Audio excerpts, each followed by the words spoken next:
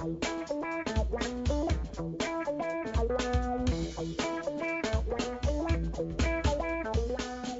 belaunaldiko telefonoek jada ez dute lehiatzen pantalla handiagoa edo kamera hobea izateagatik soilik. Gaur egun lehia telefonoaren burmuinean dago, prozesagailuan alegia.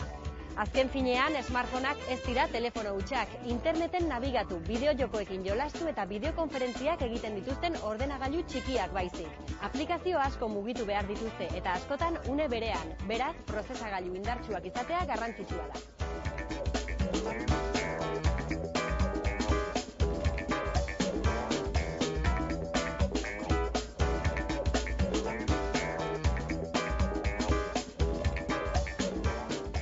Nukleo bikoitzeko lehen prozesagailua LG-ek jarri zuen Optimus 2 telefonoan. Gigahertz bateko prozesagailua da, hau da, segundoko 1000 milioi bit prozesatzeko gai da. Praktikan horrek esan nahi du mugikorrak modu azkarrean funtzionatzen duela eta ia itxaron beharrik gabe pasatu zaitezkeela aplikazio batetik bestera. Orain, nukleo bikoitzeko prozesagailua duten telefono gehiago daude. Besteak beste, HTC Sensation honen prozesagailua zertxobait azkarragoa da, 1,2 gigahertzekoa.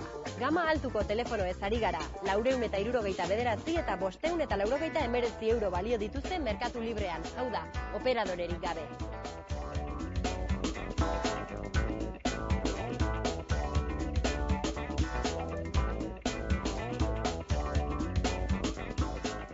Mugikorrauen ahulgunea betikoa da, autonomia. Teorian, nukleo bikoitzeko prozesagailuek energia hobeto aprobetxatzen dute. Datuak azkarrago ematen dituztenez, pantailak ez du egon behar hainbeste denbora piztuta. Baina seguruenik, azkarrago lan egiten dutenez, ataza gehiago aginduko dizkiegu eta inork ez gaitu libratuko telefonoa gauero entxufatu beharra.